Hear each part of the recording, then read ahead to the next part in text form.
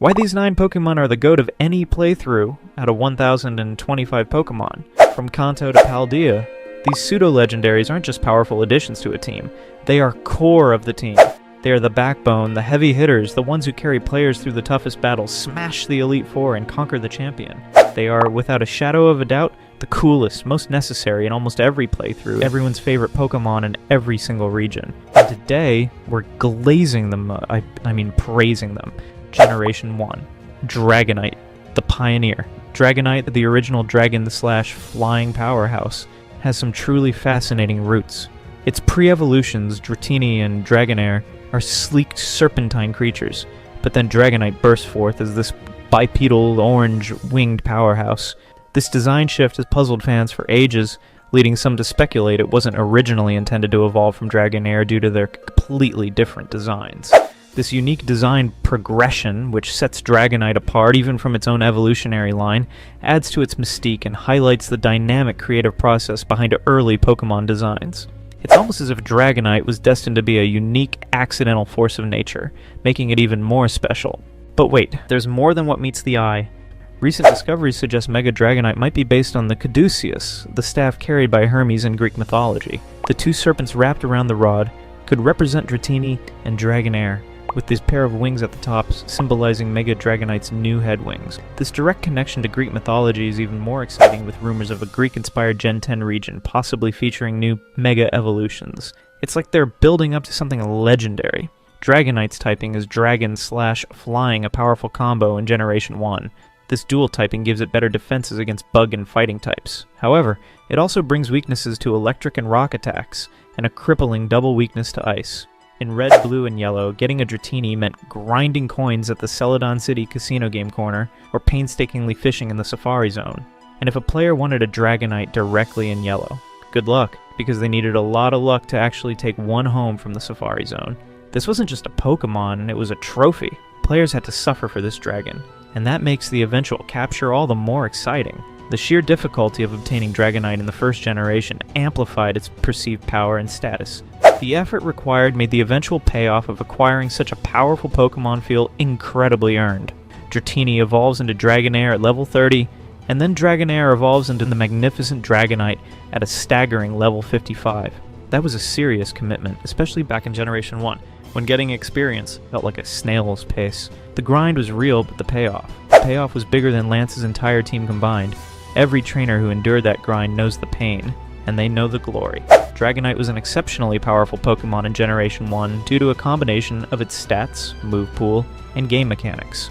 While it was a difficult Pokemon to obtain, requiring a significant grind to evolve Dratini at level 30 and Dragonair at level 55, it was well worth the effort. Dragonite's high stats, especially its attack and special stats, which were combined in Generation 1 for special attack and special defense, allowed it to hit hard with both physical and special moves. A key reason for Dragonite's dominance was its access to the move Wrap. In Generation 1, Wrap was a particularly frustrating move because once it connected, the opponent couldn't attack until the effect wore off or the user switched out. This meant Dragonite could potentially trap an opponent and continuously deal damage, sometimes without them ever getting a chance to retaliate. This strategy, often combined with agility to ensure Dragonite moved first, made it incredibly difficult to counter. Its access to powerful moves like Hyper Beam, a normal type move that didn't require a recharge turn if it knocked out the opponent, and a wide variety of elemental attacks through TMs like Blizzard, Thunderbolt, and Fire Blast, made it a versatile and formidable force. Dragonite's diverse moveset allowed it to be effective against a wide range of opponents, including the Kanto Elite Four and Champion. Dragonite's main weakness is Ice-type attacks, but it could still be a useful member of a player's team. Its strong attack and access to moves like Thunderbolt could be used against Lorelei's Water/Ice-type Pokemon like Dewgong and Lapras against Bruno. Dragonite's dual Dragon/Flying typing gives it an advantage over Fighting-type Pokemon, making it a great choice to handle Bruno's team, especially with its high stats. It also had a type advantage against Bruno's twin Onix, Lance's Dragon-type. Dragonite is also an excellent choice for a player's team when facing the Elite Four's final member, Lance, who specialize in Dragon-type Pokemon. A strong Ice-type move like Blizzard from a different Pokemon is the best way to handle Lance's team, but Dragonite itself could be used against his Gyarados and Aerodactyl, and if it was faster, it could potentially take the KO on his Dragonite. The Champion Blues team is varied depending on the player's starter Pokemon. Dragonite's versatile move pool, including moves like Thunderbolt for Gyarados, high attack stat for powerful normal-type moves against other Pokemon, meant it was a solid choice for the final battle. Fast forward to Generation 9, and Dragonite is still kicking butt, even outperforming Pokemon released 8 generations after it. The introduction of Terastallization in Scarlet and Violet was a game-changer for Dragonite, its signature ability. Multiscale, which reduces damage when at full HP, combined with Terastallization, makes it an absolute tank that can set up dragon dances and sweep entire teams. This sustained competitive relevance across generations, culminating in a Gen 9 resurgence due to new mechanics, showcases Dragonite's inherent design strength and adaptability. It's a competitive legend that looked like it was going to be forgotten, but with a few small improvements in the perfect conditions, it shattered the chains of destiny. This demonstrates the Dragonite's timeless power and ability to remain a top-tier threat. Dragonite's moveset highlights its incredible versatility. Dragon Dance is essential for boosting its attack and speed, allowing it to become a formidable sweeper. Extreme Speed provides crucial priority, letting it finish off weakened opponents or strike first against faster threats. Coverage moves like Fire Punch and Earthquake ensure it can hit a wide range of types for super effective damage, making it a truly versatile threat. It can be a wall breaker, a setup sweeper, a tank, or even a support Pokemon. Mega Dragonite was officially revealed for Pokemon Legends ZA, not only bringing back Mega Evolution, but also giving the original Pseudo Legendary a brand new form. Mega Dragonite's design features distinctive Dragonair-like elements, such as a pearl on its tail and the wings on its head that act as feelers. Thanks to Mega Evolution, it can now fly faster and farther than ever before. But here's the kicker, its already kind-hearted nature gets amplified, making it launch powerful attacks with a smile. At the same time, if it senses someone in trouble, it has the kindness to instantly rush to their aid, even if it's in the middle of an intense battle. While specific stats aren't fully confirmed, speculation points to significant boosts in attack and special attack, speed, and defense, potentially making it a formidable mixed attacker. Some fans even hope it keeps its incredible multi-scale ability, or gains a new one like Serene Grace, or a Dragon-type Aerolate. This thing is going to be an absolute menace. Gen 2, Tyranitar, the Kaiju King of Destruction. Tyranitar is the Godzilla of Pokemon. It's heavily inspired by Kaiju, those giant monsters from Japanese cinema. While many immediately link it to Godzilla, some theories suggest its original creation and might be closer to Bemular from Ultraman, a huge inspiration for Pokemon's creator Satoshi Tajiri. Regardless of the specific inspiration, Tyranitar embodies the concept of a Dino Kaiju. It's a walking, roaring, mountain-crumbling force of nature. It's the ultimate destructive force. Tyranitar's typing is Rock/Dark, a unique, brutal combo that just screams destruction. This dual typing gives it a whopping 7 weaknesses: Water, Grass, Fighting, Ground, Bug, Steel, and Fairy. However, its sheer power and bulk often make up for these vulnerabilities. Getting a Tyranitar was a journey. Players couldn't just waltz in and grab one. Larvitar, its base form, was incredibly rare, found only on the first floor of Event Silver right at the very end of the game. This made it a true endgame grind, a testament to a player's dedication. The extreme rarity and late-game accessibility of Larvitar/Tyranitar in Generation 2 established it as a hard-earned reward for player persistence. This deepened the sense of accomplishment upon acquiring it, and justified its immense power within the game world. This is where Tyranitar truly changed the game. Its ability, Sandstream, automatically summons a Sandstorm when it enters battle.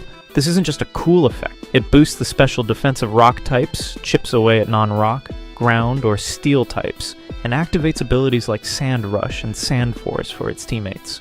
This ability literally defined entire competitive metas for generations, creating sand teams. Garchomp has won multiple VGC Video Game Championships tournaments, and has consistently high usage in competitive play, being paired with Tyranitar, who would spawn in Sandstream when it enters the battlefield, built around its presence. Tyranitar's Sandstream ability isn't just a personal buff, it's a meta-defining environmental effect that dictates team building and strategy, showcasing its ripple effect on competitive play, and making it a strategic linchpin. Exceptional stats. Tyranitar has a massive base stat total of 600, just like all the other pseudos, with a particularly high attack stat of 134 and a great defense stat of 110. This allowed it to hit incredibly hard with physical moves, and also take a hit from physical attackers. Its solid special defense of 100 also meant it wasn't easily taken down by special attackers. Tyranitar's move pool was incredibly diverse, allowing it to cover a wide range of threats. Moves like Rock Slide and Crunch provided powerful moves for its stab. Crunch, a new move in Generation 2, was particularly useful for its high power and chance to lower the opponent's defense. Tyranitar could learn a variety of TMs that gave it excellent coverage. Earthquake was a must-have for its sheer power and ability to hit steel and electric types.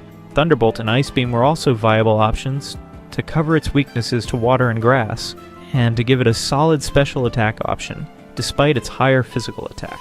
The move Curse was especially potent on Tyranitar. In Generation 2, on a non-ghost type, it would boost attack and defense while lowering speed. This strategy turned Tyranitar into a terrifying tank that could set up and then sweep an entire team. Tyranitar's versatility made it a valuable asset throughout the entire Johto and Kanto journey. Tyranitar's rock typing gave it a clear advantage against Pryce, with Rock Slide being super effective against his team, Chuck's flying type. While fighting moves are super effective against Tyranitar, it could still hold its own with its high stats and use a move like Earthquake to hit back hard. Tyranitar's dark typing made it a perfect counter for Will. All of Will's Pokemon were either Psychic or had a Psychic type move, and Tyranitar's Crunch would make quick work of them. As a dark type itself, Tyranitar had the tools to handle Karen's team, with powerful coverage moves to hit her different Pokemon. While Ice moves were the best way to deal with Lance's dragons, Tyranitar's Rock Slide could do a lot of damage to his Charizard and the Aerodactyl. With its massive defensive stats and ability to use moves like Earthquake, Tyranitar could easily take down Red's Pikachu. Much like Will's team, Tyranitar's dark typing gave it a huge advantage against Red's Espeon. Tyranitar had the bulk and power to go toe-to-toe with these formidable Pokemon. It could use Rock Slide against Charizard and Earthquake against Snorlax.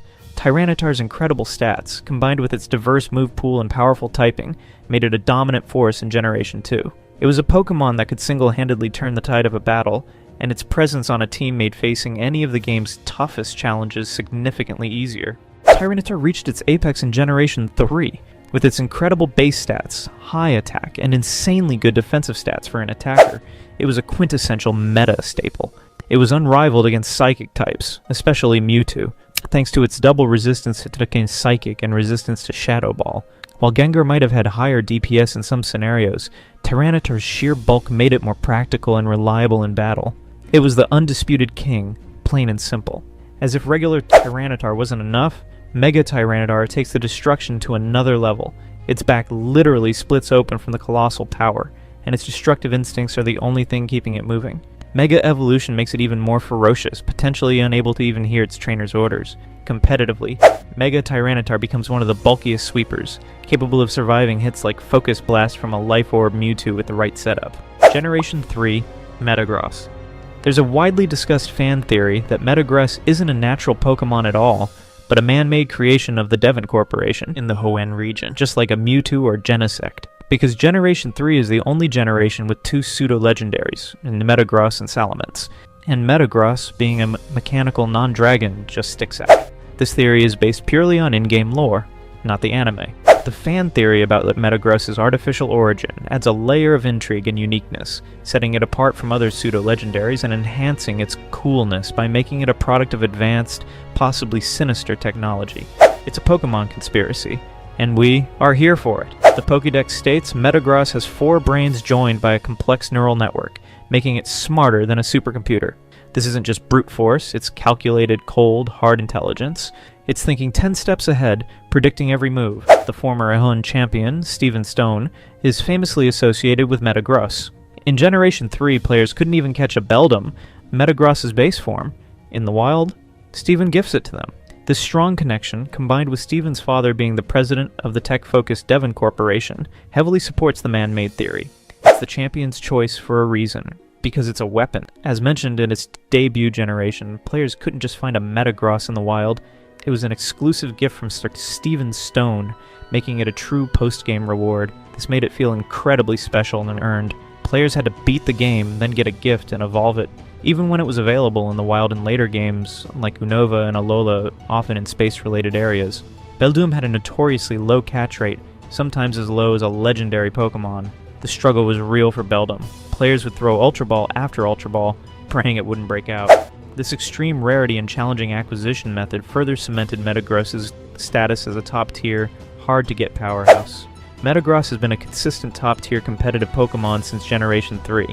Its fantastic typing, incredible stats, and vast move pool allow it to fit on almost any team and perform well. It's been a consistent truth in competitive singles, This thing is a meta staple year after year, proving its enduring viability. Its unique Steel/Psychic typing offers a blend of defensive prowess and offensive coverage. While Steel lost some resistances in later generations, Metagross's natural bulk and diverse move pool, including Meteor Mash, Earthquake, Thunder Punch, and Bullet Punch, still make it a formidable force. It's a tank that hits like a truck, adapting to changes in the competitive landscape. The ultimate fusion. Mega Metagross is formed by one Metagross, one Metank, and two Beldum linking up, creating an even more powerful floating multi-limbed machine. It gains the Tough Claws ability, which boosts the power of its contact moves. Its multiple brains process information simultaneously, enabling it to calmly assess the tides of a battle and defeat its opponent with accuracy.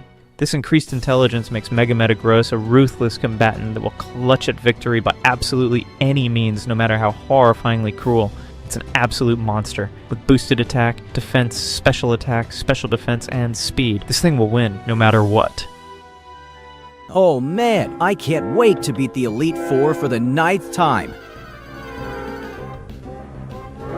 Hold on, let me just run from this.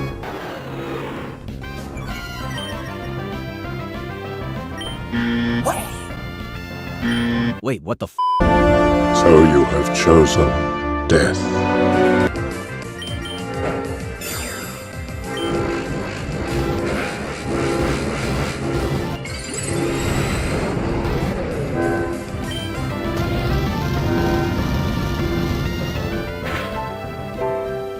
Buon appetito, bitch. Today we'll analyze Power, Utter Dominance, the apex of dragon Pokemon that is Salamence. This is a definitive statement on a Pokemon that has shaped competitive play and captured the hearts of millions ever since 2002. Let's begin with the design.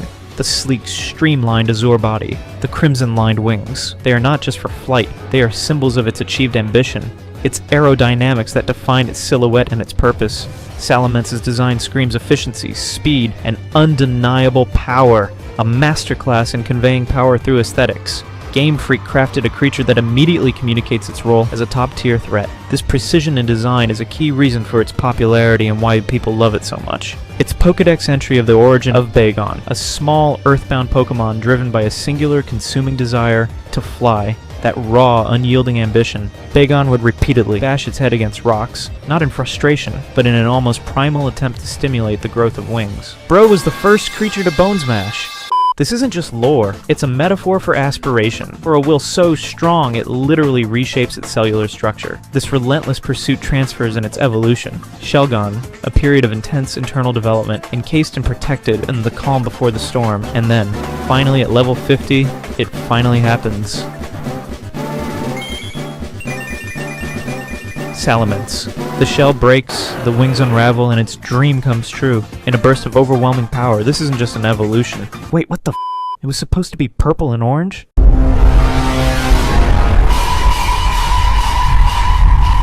It is one of the best Pseudo Legendaries, a creature whose power is derived from an unbreakable spirit. Its nature is perfect, a powerful dragon under the celestial Rayquaza's wing. If you want to know what I'm talking about, then go watch this video. Intimidate and Moxie. Salamence possesses two of the most OP abilities in the entire Pokemon franchise, with the most impact in a Pokemon battle. Intimidate, the most broken ability. It is the single best tactical move in a battle. Upon entering the battle, Salamence automatically lowers the attack stat of all opposing Pokemon by one stage. This single action fundamentally alters the battle in Salamence's favor. Imagine a high-threat physical attacker, Urshifu Rapid Strike, suddenly hitting for 2/3 of its intended damage. This immediate reduction in offensive pressure provides amazing utility. It enables safer switches for your more fragile Pokemon. It creates opportunities for your own setup and forces opponents to reconsider their offensive strategy, often compelling them to switch out, sacrificing momentum. In double battles, its effect is doubled, impacting both opposing Pokemon, potentially dismantling well-structured offensive plans before they even begin.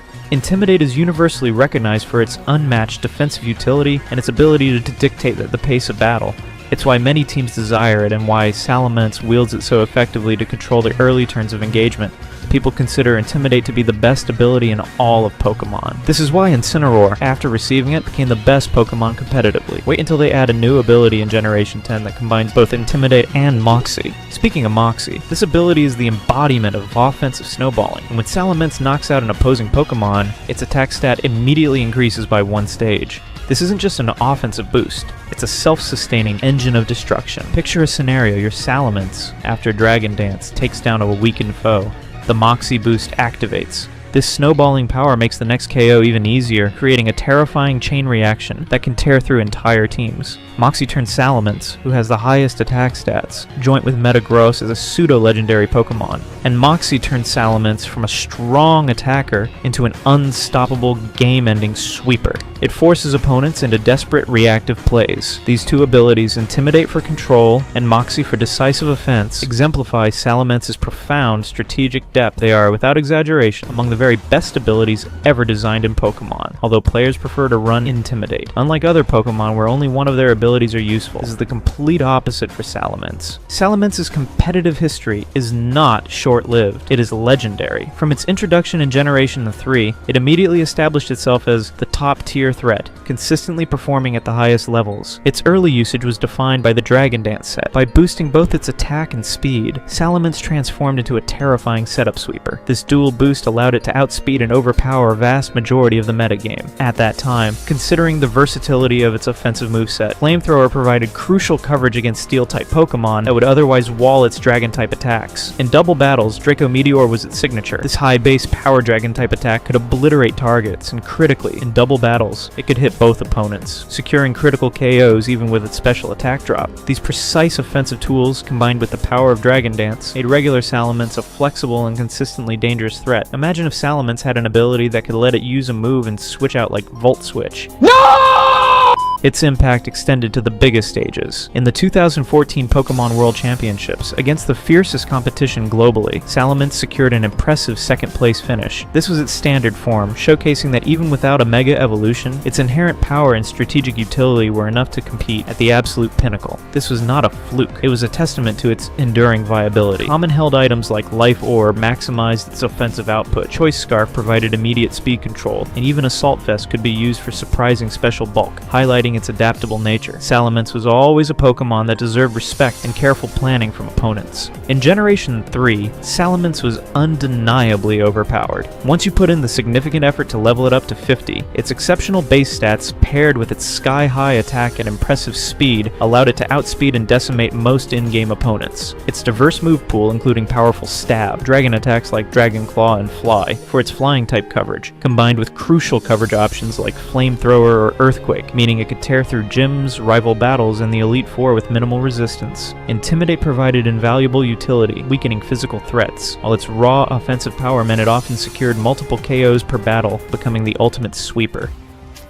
Mega Salamence, and the Aerialate. Then, in Generation 6, the game changed forever with the introduction of Mega Evolution, and for Salamence, this was not just an upgrade, it was an ascension to absolute dominance. Mega Salamence was not merely powerful, it was, for a period, the undisputed apex predator of the competitive scene. Its body becomes a sleek, menacing, crescent-winged weapon. Those iconic wings merge into a single one, looking like a crescent moon, resembling a literal jet. This transformation is a visual representation of its ultimate mastery of the skies, an embodiment of pure, unadulterated speed and overwhelming power. It's a design that radiates menace, efficiency, and a predatory intent. Its ability, Aerialate. This was not just an ability, it changed how Salamence was played. Aerialate transforms all of Salamence's normal-type moves into flying-type moves and boosts their power by a significant 20%. This fundamentally changed its offensive output. The most used move was Hyper Voice. This move, already a sound-based attack that bypassed Protect and hit both opponents in double battles, became a Stab due to its flying type with a built-in power increase. A high base power move, hitting both opponents, ignoring common defensive maneuvers, amplified by both Stab and Aerialate. It was, quite simply, an annihilation button. Hyper Voice Mega Salamence was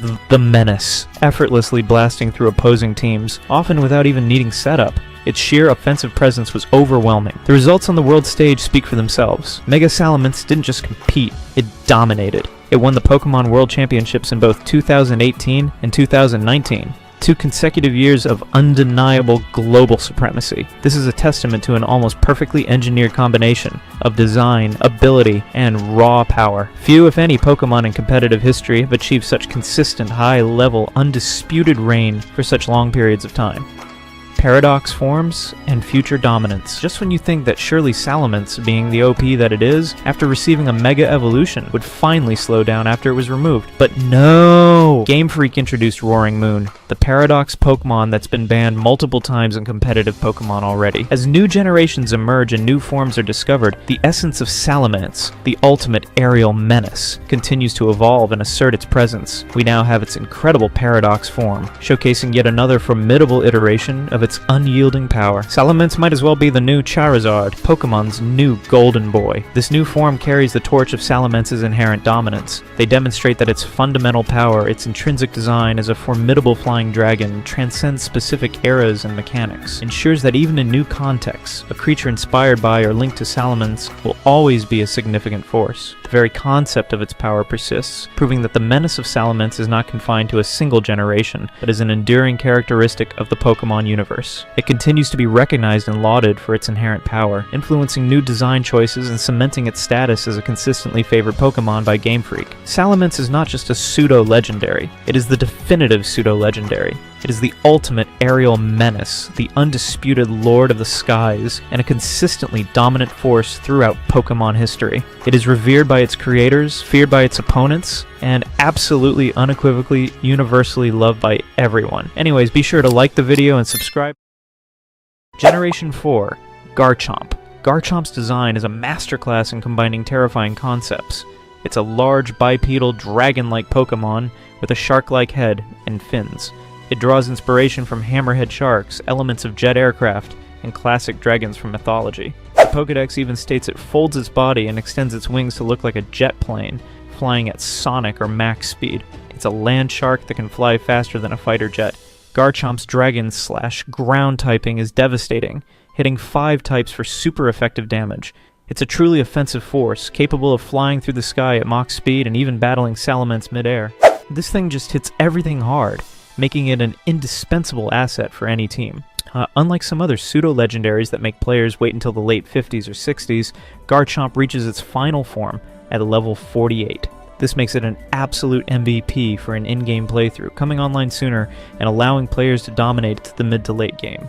Garchomp's line is also generally easier to access in its base games compared to some other pseudo-legendaries, making it a fantastic and reliable team member that doesn't require excessive grinding or post-game unlocking. Garchomp is a competitive legend. Very few non-legendary Pokemon can claim to have been overused in every generation since their release. It's been game-defining. This consistent presence in the highest tiers of play, despite numerous meta shifts, highlights its inherently balanced yet powerful stat distribution and typing.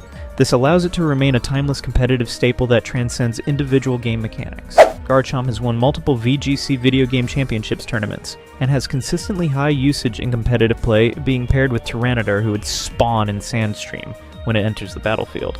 It's a staple for a reason, often used to team with or take out threats like Tapu Koko. Now here's where it gets spicy. Mega Garchomp gets massive stat boosts. 40 points in attack, 20 in defense, 40 in special attack, and 10 in special defense, but at the cost of 10 points in its speed stat. The seemingly small drop, from 102 to 92 speed, is often considered a downgrade by competitive players. The reason for this perception is the critical importance of speed tiers in competitive Pokemon. The 102 speed allowed regular Garchomp to outspeed crucial threats like Salamence, Mega Charizard XY, and Volcarona. Losing that speed makes it vulnerable to Pokemon it could previously OHKO. This illustrates how seemingly minor stat changes can drastically alter a Pokemon's viability and role, creating a nuanced understanding of competitive balance. However, Mega Garchomp isn't bad. It simply shifts its role. It becomes a ruthless wall breaker, hitting incredibly hard with its boosted attack and the Sand Force ability, which boosts rock, ground, and steel moves in a sandstorm. It can even run a special attacking set with Draco Meteor and Fire Blast to melt common checks. It's just a different beast, requiring a different strategy. Cynthia. Specifically how Cynthia and her Garchomp didn't just beat us in battle, they traumatized an entire generation of players. It wasn't just a tough fight, it was an emotional roller coaster, a trial by fire that left us questioning everything we thought we knew about being the Pokemon champion. And by the time Garchomp came out, I wasn't battling, I was just trying to survive. My poor Infernape stood no chance against the monstrous Garchomp's Earthquake. It was a brutal, humbling experience that taught me Pokemon battles were far more complex than just hitting super effective. The monstrous ace, Garchomp the Tyrant. Everyone wanted a glazing video on Garchomp, so here it is. Alright, let's talk about the main event and the reason we're all here. The Pokemon that still haunts our dreams. Garchomp. This isn't just any dragon/ground type. This is a pseudo legendary with stats that put most actual legendaries to shame. We're talking a base stat total of 600. We're talking 108 horsepower, a monstrous 130 attack, a solid 95 defense, and a blazing 102 speed. This thing hits like a truck, moves like a jet plane, and can take a hit too. It's built for pure destruction. Its high attack and speed means it can often outspeed your Pokemon and deliver devastating blows before you even get a chance to react. The high HP and decent defenses allow it to survive hits that would knock out lesser Pokemon. This combination of offensive and defensive power is why it felt like an unstoppable force. In Diamond, Pearl, and Platinum, Garchomp was already a nightmare with Stab Earthquake, a devastating ground-type move that hits everything on the ground, and Dragon Rush, a powerful dragon-type move that could even make you flinch. Plus, it knew Giga Impact, an extremely powerful and normal-type move that was the physical variant of Hyper Beam. While it needed a turn to recharge, often that one hit was all it needed to wipe out one of your Pokemon. But then came Brilliant Diamond and Shining Pearl, and Game Freak said, you know what? Let's make it worse. In BDSP, Cynthia's Garchomp got a new trick, Swords Dance. This move raises Garchomp's attack stat by 2 stages in a single turn. Imagine a Pokemon that already hits like a train, now hitting like 2 f***ing trains after just one turn. After one Swords Dance, it could one-shot almost anything you threw at it regardless of type effectiveness. The trauma was reawakened, amplified for a new generation of players. And for those of us replaying, it was a cruel reminder of the past, now made even more challenging. This single edition elevated an already infamous opponent to legendary status, making the remakes potentially even harder in this specific encounter. Now you might be thinking, Garchomp is 4 times weak to ice, I'll just bring an ice type and one-shot it. And you'd be right, mostly. But Cynthia, being the strategic genius she is, gave her Garchomp a little secret weapon in Brilliant Diamond and Shining Pearl, the Yacha Berry. This berry halves the damage to hit a super effective ice-type attack once, so your perfectly planned Ice Beam or Ice Shard might not be the instant KO you hoped for, leaving Garchomp alive to retaliate with a boosted Earthquake or Dragon Claw. This meant that your most obvious counter strategy, the one you probably spent hours training for, was partially negated.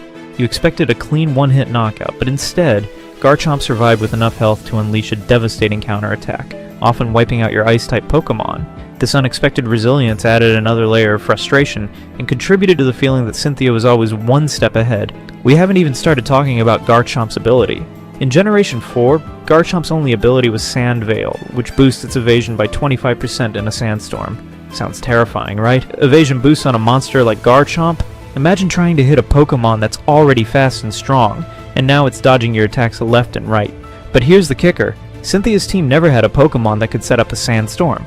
Not in Diamond, Pearl, Platinum, or even Gen 5. So all those times you swore Garchomp dodged your attacks because of Sand Veil, it was all in your head. The trauma was so real we imagined it was even more unfair than it actually was.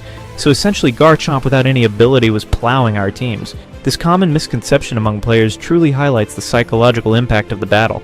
We were so overwhelmed by Garchomp's raw power and speed that our brains filled in the blanks, perceiving it as an even greater threat than its mechanics actually allowed. It's a testament to how deeply this battle affected us. If these Garchomp nightmares are hitting too close to home, let me know your most traumatic Cynthia story in the comments below.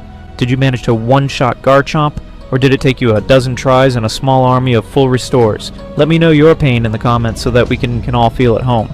Facing Cynthia and Garchomp felt impossible, but eventually we all found ways to overcome the challenge. And it wasn't easy. The first most painful truth, and you probably went in underleveled.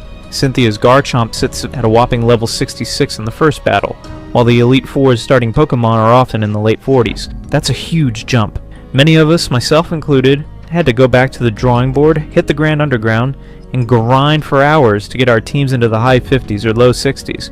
It wasn't fun, but it was absolutely necessary. It was about ensuring your Pokemon could withstand Garchomp's attacks and deal enough damage to overcome its defenses, and the Yachi Berry. This fundamental shift in strategy, from simply progressing through the story to dedicated grinding, highlighted the sheer magnitude of the challenge. In Brilliant Diamond and Shining Pearl, the introduction of the Fairy type was a game changer. Fairy moves are super effective against Garchomp, and even better, Dragon-type moves have no effect on Fairy types. Togekiss, with its dazzling gleam or Moonblast, became an absolute unit, resisting Garchomp's attacks while dishing out massive damage. Gen 5 and Hydreigon. Hydreigon and its pre-evolutions were originally designed as cyborg dragons, with aspects of tanks. Imagine a Hydreigon with a literal cannon for a head, rolling into battle. Thankfully, they scrapped that initial concept and redesigned it. This scrapped cyborg tank origin reveals a fascinating glimpse into Game Freak's early design iterations and the evolution of a Pokemon's concept, adding a layer of what-if that appeals to lore enthusiasts and highlights the creative journey behind these creatures. Its current absolutely menacing design is based on multiple-headed mythical creatures.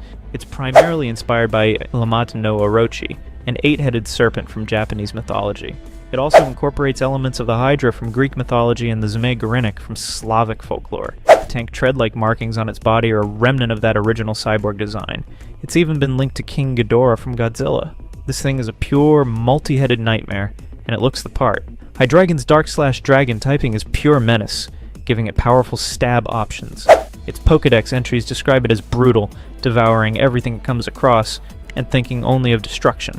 It's literally a monster, embodying chaos and devastation. Hydreigon is infamous for its evolution levels. Dano evolves into Zweilous at level 50, and Zweilous evolves into Hydreigon at a staggering level 64. This is one of the highest evolution levels for any non-legendary Pokemon period. Players had to commit to this one, grinding for what felt like an eternity, but the reward was a truly brutal beast. Hydreigon's exceptionally high evolution level creates a significant player investment and a prolonged struggle that makes its eventual power feel incredibly rewarding, fulfilling the necessary to beat the game and coolest criteria through sheer dedication. The sheer dedication required makes it feel like an ultimate achievement. In a typical playthrough of Pokemon Black-White, Black 2, or White 2, Hydreigon is a fantastic Pokemon, but it requires a lot of patience. This is the biggest hurdle. Dano, its first form, doesn't evolve into Zweilous until level 50. Zweilous then doesn't evolve into the final form, Hydreigon, until an astonishing level 64. This is the highest evolution level of any Pokemon in the series. In Pokemon Black and White, the first time you can even catch a Dano is on Victory Road, meaning you'll be using it as a Zweilous for the champion battle and postgame. Despite the grind, the payoff is immense. Once you finally get Hydreigon, it is a dominant force. Its incredible special attack stat, 125, and diverse move pool allow it to sweep through many of the toughest trainers in the game, including the Unova Elite Four and Champion. A fully evolved Hydreigon can learn a variety of powerful moves. Its Dark/Dragon typing gives it stab on moves like Dark Pulse and Dragon Pulse, and it can learn fantastic coverage moves from TMs like Flamethrower, Earth Power, and Surf. This incredible versatility allows it to hit almost any opponent for at least neutral damage. Hydreigon has consistently been a strong competitive Pokemon since its introduction, thanks to its unique combination of stats, typing, and moves. The Dark/Dragon typing is a strong offensive and defensive combination, giving it an immunity to psychic moves and a resistance to many common types. Its high special attack is its primary selling point, and it has a decent speed stat of 98, which is just shy of the very competitive 100 speed tier, but still fast enough to outspeed many threats. Competitively, Hydreigon's move pool is what makes it so viable. Draco Meteor is its most powerful Dragon-type attack, though it comes with a special attack drop. Dark Pulse is a reliable secondary stab. It has access to incredible coverage moves like Fire Blast and Focus Blast to hit Steel and Fairy types, which are a major threat to it. U-turn is a key move for pivoting, allowing Hydreigon to deal damage and then switch out to a more favorable matchup. It can also run support sets with moves like Taunt and Roost. Hydreigon is versatile enough to be used in a variety of roles. This set uses the item Choice Scarf to boost its speed, making it a powerful revenge killer that can outspeed in an oh many threats. This set uses Choice Specs to boost its already high special attack, turning its attacks into devastating nukes. This set offers more flexibility by allowing it to switch between moves while boosting its damage, at the cost of a small amount of HP each turn. While the introduction of Fairy-type Pokemon in Generation 6 gave Hydreigon a crippling 4 times weakness, it has still maintained its competitive viability by adapting its movesets and roles. Its raw power, wide coverage, and unique typing make it a consistent threat on any team. Draco Meteor and Dark Pulse. It's a beast, especially as a Dark-type attacker, often sporting DPS higher than Tyranitar in some formats.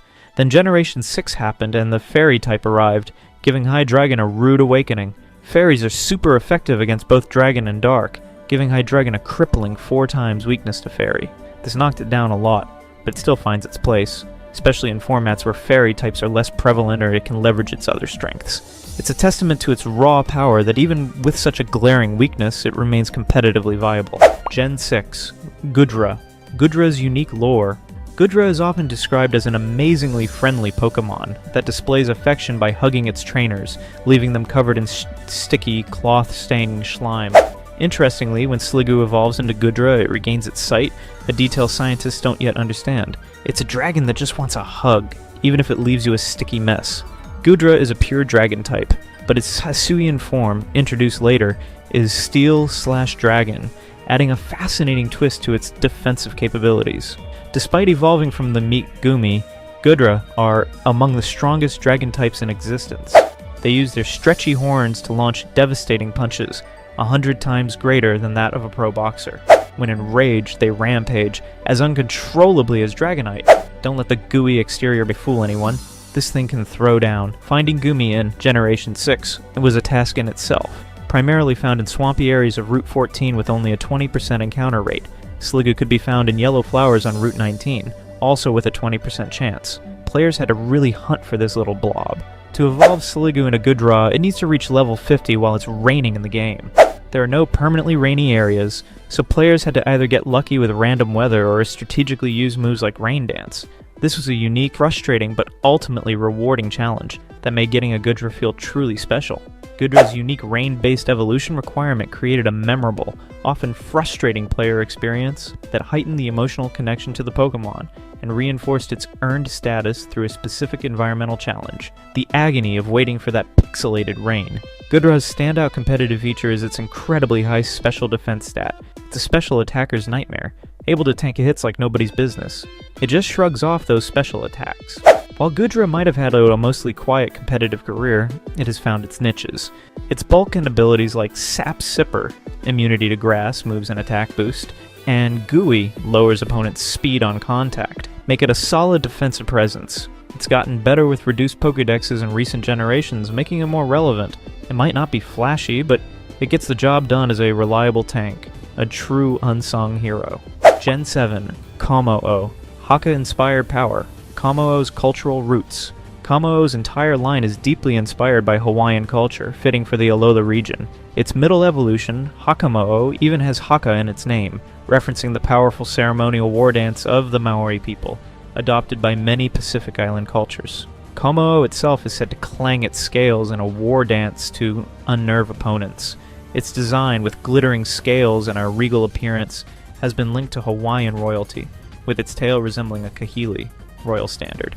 Kommo-o's deep cultural inspiration from Hawaiian/Maori warrior tradition, Haka royalty, elevates its coolness beyond mere design, imbuing it with a sense of honor, power, and cultural significance that makes it truly stand out. It's a true warrior ready to throw down. Kommo-o's dragon fighting typing is a unique and aggressive combination that gives it powerful stab option, hitting a wide range of types for super effective damage. It battles valiantly with its steel-scaled fists and specializes in uppercuts. It's a brawler with style. SOS battle scarcity. Kommo-o's elusive nature. In Sun and Moon, finding Kommo-o's line, Jangmo-o, Hakmo-o, was a challenge. They were found in vast Pony Canyon, but often only through SOS battles where a wild Pokemon calls for allies, and sometimes a rare one shows up. This made it feel even more elusive and special to finally get one. Players had to really grind those SOS chains to obtain this powerful Pokemon. Clangorous Soul Sweeper Kommo-o's competitive impact. Kommo-o has a signature Z move, Clangorous Soul Blaze, which when used with its unique move, Clangorous Soul, gives it a massive +1 boost to all its stats, attack, defense, special attack, special defense, speed, at the cost of some HP. This makes it an incredibly dangerous setup sweeper capable of turning the tide of battle in an instant. It's a stat boosting machine that can quickly overwhelm opponents. Kommo-o is highly versatile, capable of running both physical and special attacking sets. Moves like Drain Punch for recovery, Close Combat, Earthquake, Fire Punch, and Poison Jab to hit those pesky fairies. Give it excellent coverage. Its abilities: Overcoat, immunity to weather effects, and Soundproof, immunity to sound-based moves like Roar. Also add to its competitive viability. Gen 8's Dragon Dragapult. Dragapult's innovative design. Dragapult's design is pure genius. It's a dragon/ghost type that looks like a stealth bomber or fighter jet, with a head resembling a hammerhead shark. Its tail is a nod to the ancient amphibian Diplodocus. and it even has elements of crocodiles. But the absolute coolest part, it carries its pre-evolution's Dreepy in holes on its horns, and launches them like supersonic missiles or torpedoes. This unique concept of launching its babies as missiles is a brilliant blend of humor, drama, and combat utility, making it incredibly memorable, and reinforcing its cool and silly appeal that resonates deeply with players. It's a ghost plane that yeets its babies. What's not to love? It's simultaneously badass and hilarious. Dragapult's dragon/ghost typing is incredibly offensive, giving it few resistances and hitting hard. It's fast, offensive, and spooky, a perfect combination for a modern pseudo-legendary. Galar's ghostly gem, rarity and speed. Like Hydreigon, Dragapult requires a significant grind, evolving from Dracloak at level 60. This makes it a late-game powerhouse that players truly invest in. Putting in the work for the speed demon is well worth the effort. Dragapult boasts an incredible base 142 speed stat, making it one of the fastest Pokemon in the entire game. It just hits opponents before they even know what happened. Blink and they'll miss it. Speed demon dominance. Dragapult's meta. Rain Dragapult is a competitive beast. Its blazing speed combined with strong attack and special attack stats makes it one of the best ghost and/or dragon types in terms of offensive power. Once it gains momentum, very little can stop it. It's a true sweep machine that can dismantle opposing teams. Dragapult can run a wide array of devastating sets. It can be a physical attacker with Dragon Dance and its signature move Dragon Darts, which hits twice, breaking substitutes and focus sashes. Or it can be a special attacker with choice specs, firing off powerful Draco Meteors and Shadow Balls. It also makes a fantastic pivot with U-turn. It can even use Will-O-Wisp to cripple physical attackers and then hit them with a boosted Hex. This incredible versatility makes it a nightmare to predict and a constant threat in both singles and VGC. It can do it all, and it does it fast. Dragapult was a significant force in the competitive Pokemon landscape during the time of Pokemon Sword and Shield, largely due to its high speed, versatile move pool, and the Dynamax mechanic. Its competitive history and usage statistics tell a different story. High speed and Dynamax. With a base speed of 142, Dragapult was one of the fastest Pokemon in the game. When it Dynamaxed, its speed remained high, and it could use max moves to either set up a sweep or provide valuable support. Max Airstream was particularly devastating, boosting Dragapult's speed and the speed of its partner in double battles. Dragapult's base stats and move pool allowed it to be played in multiple ways, making it hard for opponents to predict its role on a team. The max move advantage. The max move mechanic itself gave Dragapult a massive advantage. Dynamaxing bypasses common competitive tactics. For example, a Dynamax Pokemon cannot be affected by flinching or certain stat-reducing abilities like Intimidate, due to its clear body ability. Max moves also ignore the effects of Protect, although they deal reduced damage. Max Airstream, as mentioned, provided a speed boost, but other max moves like Max Knuckle from fighting-type moves could raise its attack, and Max Phantasm from ghost-type moves lowered the opponent's defense. This made it a snowballing threat that could quickly take over a battle. While the term overpowered is subjective in the competitive scene, Dragapult's usage and success in VGC throughout the Sword and Shield era demonstrated its power. It was a consistent top-tier threat that many teams had to specifically plan for. The combination of its raw speed, offensive prowess, and the strategic advantages granted by Dynamax made it a meta-defining Pokemon. Gen 9, Baxcalibur. Baxcalibur is the newest pseudo-legendary, and it's an absolute unit. It's a Dragon Ice type that looks strikingly like Godzilla. Its large dorsal fins absorb heat, lowering the ambient temperature, and its face and fin tips are coated in razor-sharp ice. It can blast cryogenic air cold enough to instantly freeze molten lava. In combat, it launches itself backward, impaling opponents with its sharp fins. This thing is a walking, ice-breathing kaiju nightmare, and it's awesome. It's like a frozen Godzilla. Baxcalibur's Dragon. Ice typing is a powerful offensive combination, but it comes with a glaring 4 times weakness to fighting and steel. This keeps trainers on their toes, but its raw power makes it worth the risk. Players have to play smart, but the payoff is huge. Glaciado Mountain Secret, Rarity and Evolution. Grind finding Frigibax Baxcalibur's base form is a quest in itself. It's found in a small hidden cave entrance on Glaciado Mountain in Paldea. Players literally have to travel across half the region and make a careful drop to find its habitat. It's not just handed to them. Frigibax evolves into Artibax at level 35, and then Artibax evolves into Baxcalibur at level 54. This is another pseudo-legendary that demands a significant level investment, making it a true late-game reward.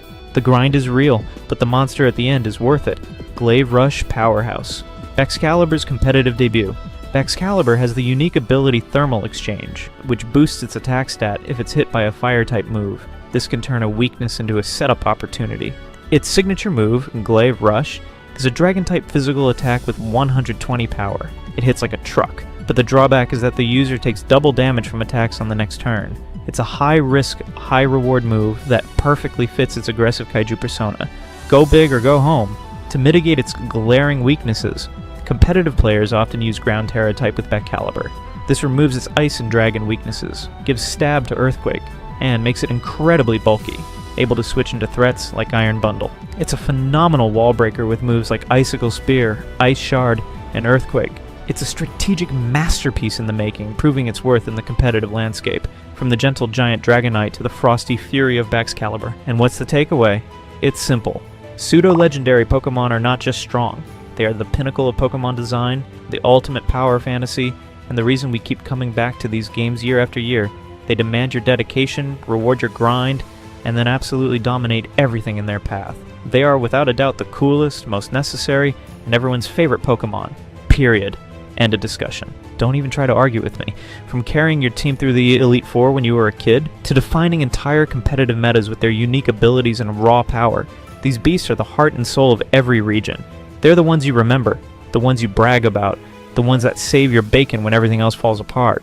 They're the reason your playthrough feels epic, and your competitive battles feel like a true Clash of Titans. They are the legends you can actually catch and train. Smash that like button, subscribe if you haven't already, and tell me in the comments, which pseudo-legendary is your ride or die, and why are they the GOAT?